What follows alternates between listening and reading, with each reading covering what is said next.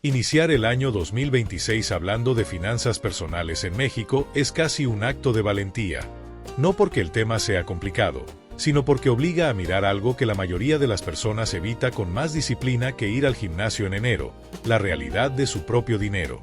Y no hablo de cuánto ganas, sino de qué demonios estás haciendo con eso que tanto trabajo te cuesta conseguir.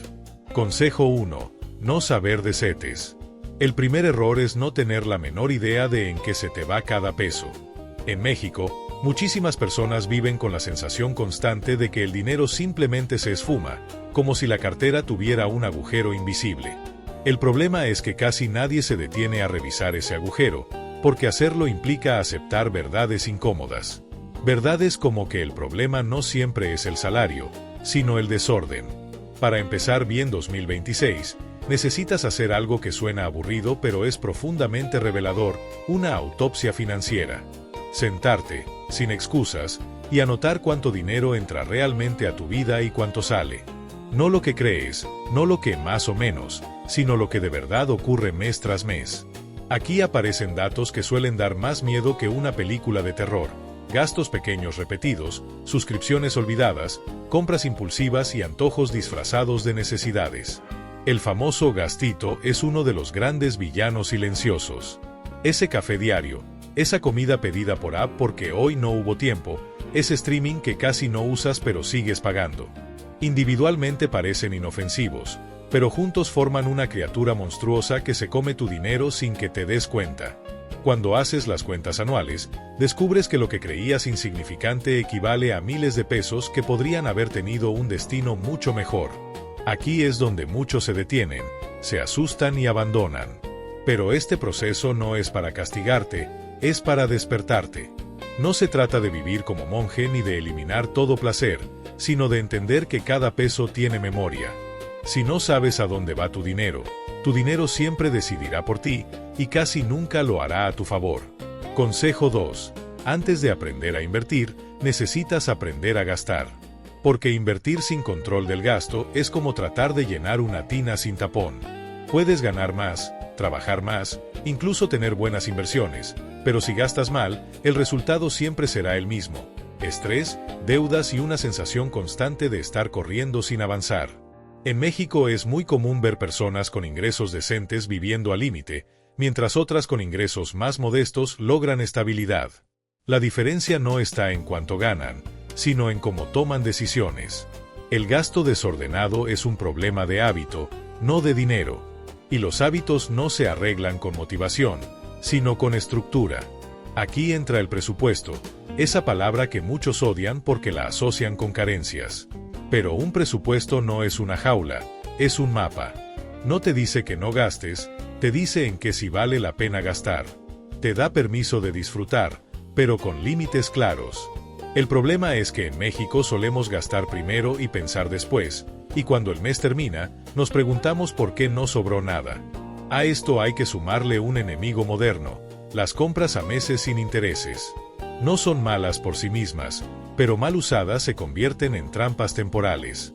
Comprometes tu ingreso futuro sin sentir el dolor hoy, y cuando menos lo notas, tu yo del mañana está pagando decisiones que ni recuerda haber tomado. Varias compras pequeñas se juntan y crean una carga mensual constante que te quita margen, tranquilidad y capacidad de reacción ante cualquier imprevisto. Y luego está el factor emocional, uno de los más peligrosos y menos hablados. Gastar para compensar cansancio, estrés o frustración es una práctica más común de lo que se admite. Comida, compras en línea, pequeños premios que se repiten demasiado seguido. No es que el dinero sea malo, es que se usa como anestesia. Mientras no entiendas esa relación emocional con el gasto, ningún consejo financiero funcionará a largo plazo. Cuando logras dominar el gasto, ocurre algo interesante: el ahorro deja de sentirse como un castigo. Ya no es lo que te quitas, sino lo que te das al futuro. Y la inversión deja de verse como un salto al vacío, porque ahora sabes que tienes control, que no dependes del impulso del momento, sino de decisiones pensadas. Estos dos primeros pasos no son los más emocionantes ni los más presumibles en redes sociales. No te harán sentir millonario de la noche a la mañana, pero son la base de todo lo demás. Sin este orden, Cualquier plan financiero para 2026 está condenado a fallar, no por mala suerte, sino por falta de cimientos. Y aquí viene la buena noticia. Si logras entender y aplicar esto, ya estás por delante de la mayoría. Porque la verdadera mejora financiera no comienza cuando ganas más, sino cuando decides dejar de vivir a ciegas. Consejo 3. Construye un fondo de emergencia antes de jugar a ser inversionista. Una vez que empiezas a ver con claridad en qué se va tu dinero y aprendes a gastar con intención, aparece una pregunta inevitable. ¿Y ahora qué hago con lo que me sobra? Aquí es donde muchos cometen un error clásico, casi ritual en México. Quieren invertir sin red de seguridad.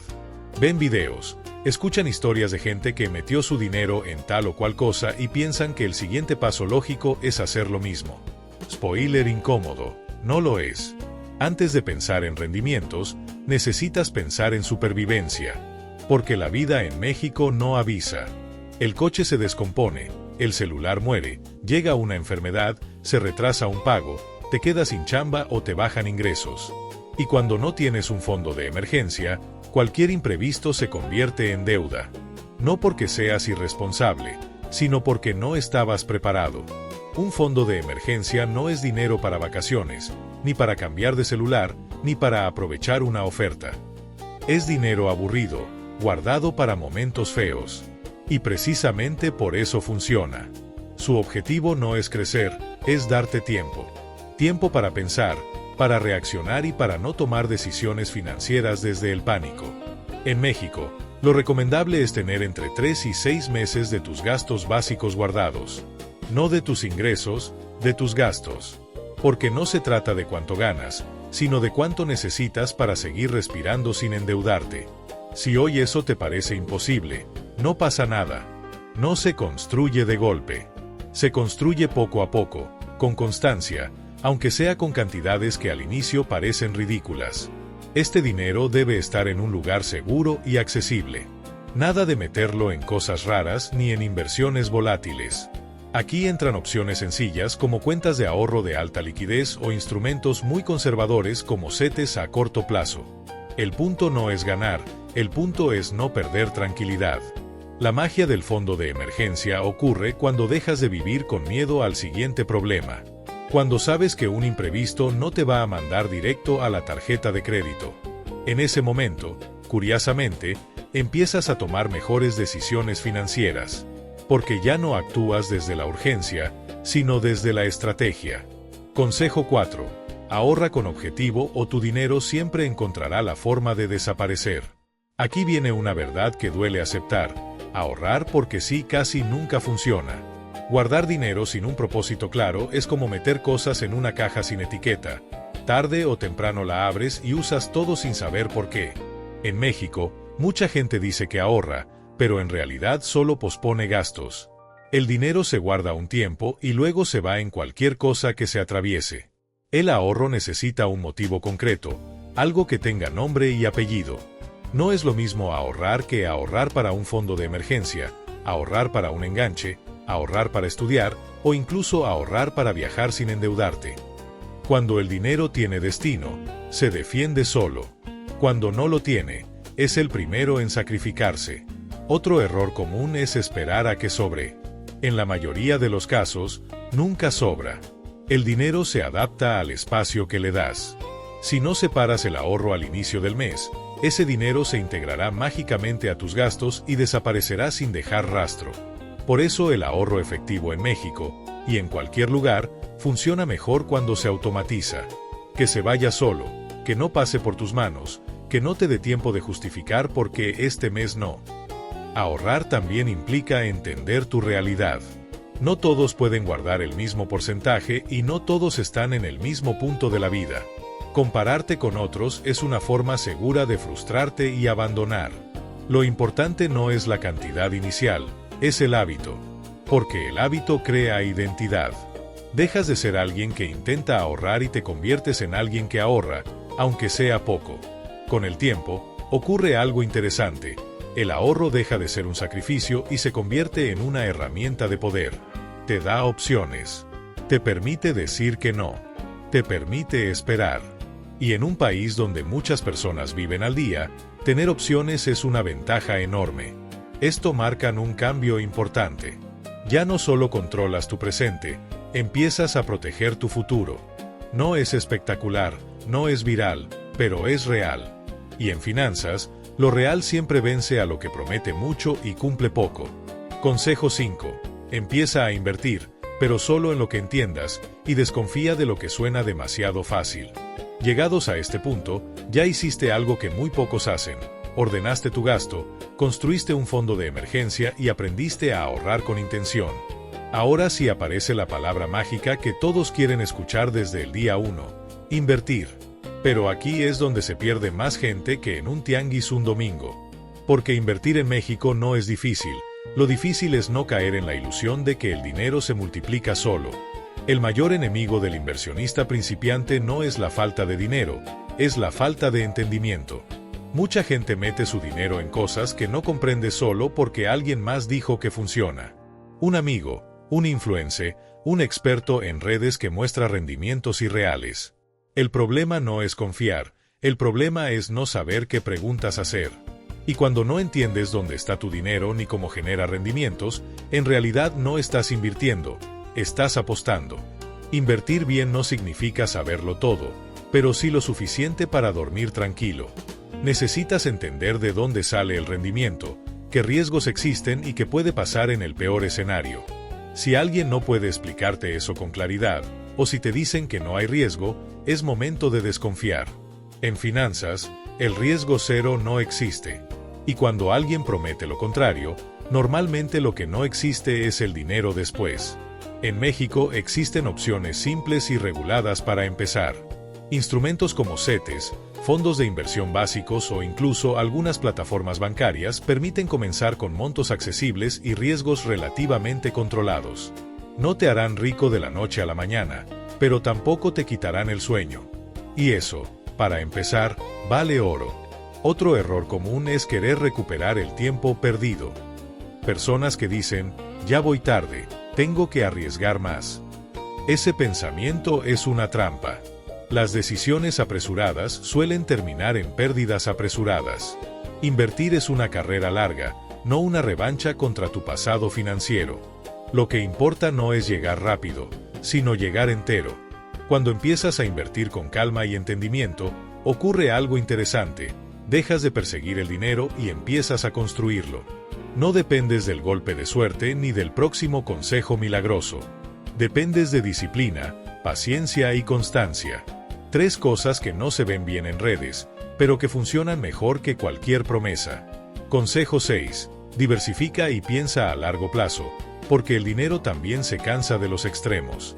Uno de los errores más frecuentes al invertir en México es poner todos los huevos en la misma canasta. Todo en un solo instrumento, una sola plataforma, una sola idea. Cuando funciona, se siente increíble. Cuando no, el golpe es devastador.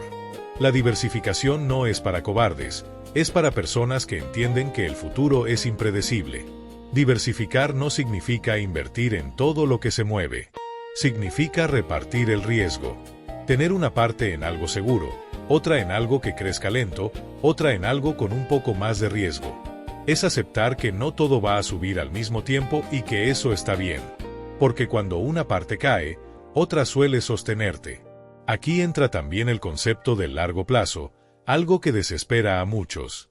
Queremos resultados rápidos porque estamos acostumbrados a la gratificación inmediata. Pero el dinero, cuando se maneja bien, trabaja mejor con tiempo. El interés compuesto no es emocionante al inicio, pero es implacable con los años.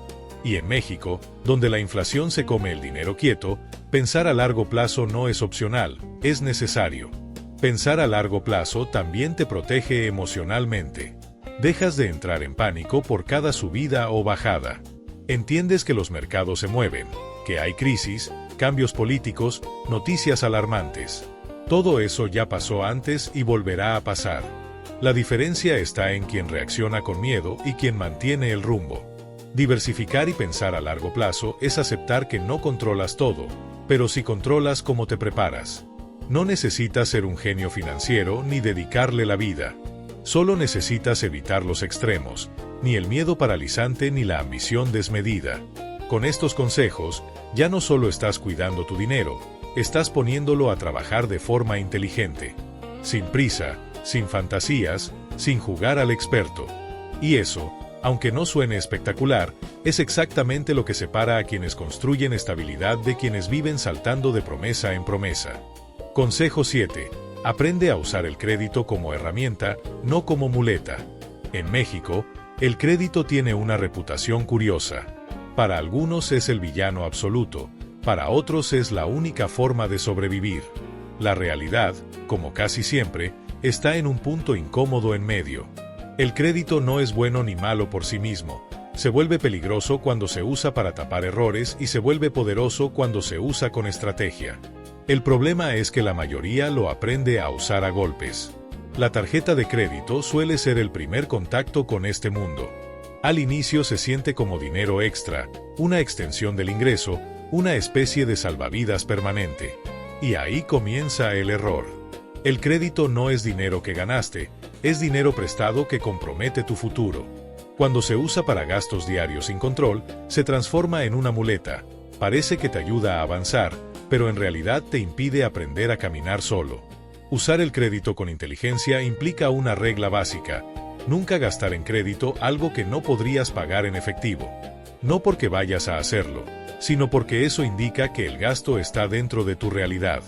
Cuando rompes esa regla, empiezas a vivir por encima de tus posibilidades, aunque el estado de cuenta no lo grite de inmediato. En México, los intereses pueden ser especialmente crueles. Tasas altas, pagos mínimos engañosos y una falsa sensación de control hacen que muchas personas se queden atrapadas durante años pagando solo intereses. El crédito mal usado no solo cuesta dinero, cuesta tranquilidad mental. Y ese desgaste no aparece en ninguna tabla, pero se siente todos los días. Bien utilizado, en cambio, el crédito puede ayudarte a construir historial, a financiar algo que genera valor o a aprovechar beneficios reales. La diferencia está en la intención. Si el crédito te ayuda a crecer, puede ser útil. Si solo te ayuda a sobrevivir, es momento de revisar qué está fallando antes. Consejo 8. Sal de las deudas caras y deja de normalizar vivir pagando intereses. Uno de los problemas más normalizados en México es vivir endeudado. No endeudado de manera puntual o estratégica, sino de forma permanente. Personas que llevan años sin ver su ingreso completo porque siempre hay algo que pagar. Tarjetas, préstamos personales, tiendas departamentales. Se vuelve tan cotidiano que deja de verse como un problema, pero lo es. Las deudas no son todas iguales. Hay deudas que te compran tiempo o te ayudan a avanzar, y hay deudas que solo te drenan lentamente. Estas últimas suelen tener algo en común: intereses altos. Son las más peligrosas porque trabajan en tu contra todos los días, incluso cuando no estás usando el dinero. Mientras tú duermes, la deuda crece. Y eso no es una metáfora. Salir de deudas caras no es glamoroso ni rápido. Implica decisiones incómodas, recortes temporales y, sobre todo, paciencia. Pero cada peso que dejas de pagar en intereses es un peso que recuperas para tu futuro. Aquí no se trata de castigo, se trata de liberar espacio. Espacio mental y financiero. Un error común es pensar que pagar solo el mínimo es avanzar. En realidad, muchas veces es quedarse en el mismo lugar. El mínimo está diseñado para que la deuda viva el mayor tiempo posible. Entender eso cambia por completo la forma en la que ves tus estados de cuenta. De pronto, pagar más no se siente como perder dinero, sino como romper cadenas. También es importante dejar de normalizar la deuda como estilo de vida. No todo se tiene que comprar ahora, no todo merece intereses, no todo vale el estrés futuro. Aprender a decir no todavía es una de las habilidades financieras más subestimadas. Y paradójicamente, una de las más liberadoras. Conforme avanzas en estos consejos, algo empieza a cambiar en tu forma de pensar. El dinero deja de ser solo una preocupación diaria y empieza a convertirse en un sistema.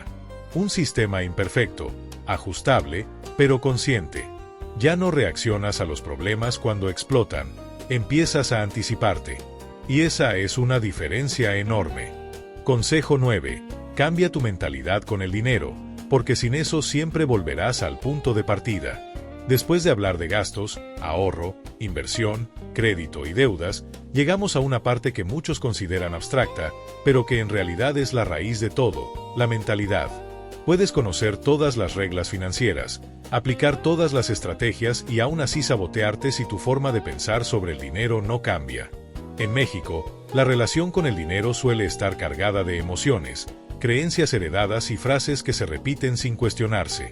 Ideas como el dinero es para gastarse, ahorrar es para ricos, si gano más, gasto más o si no lo compro ahora, nunca parecen inofensivas, pero moldean decisiones durante años.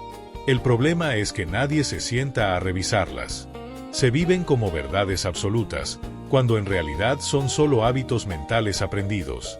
Cambiar la mentalidad financiera no significa volverte avaro ni obsesionarte con el dinero. Significa dejar de verlo como algo que siempre se va y empezar a verlo como una herramienta.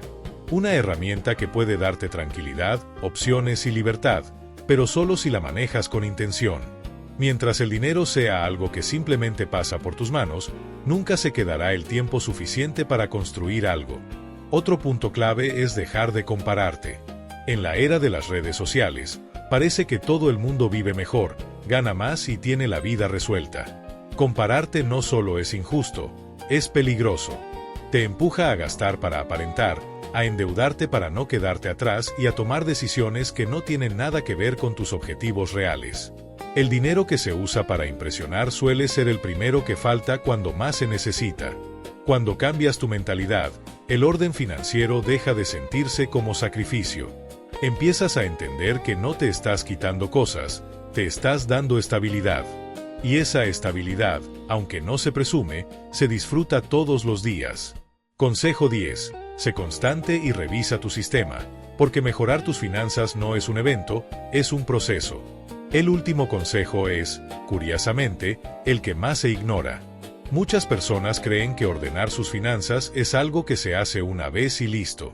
Como limpiar la casa y olvidarse hasta que vuelva a estar hecha un desastre. La realidad es que las finanzas personales son un sistema vivo. Cambia tu ingreso, cambian tus gastos, cambian tus prioridades. Si no lo revisas, se descompone. La constancia no significa rigidez. Significa atención periódica.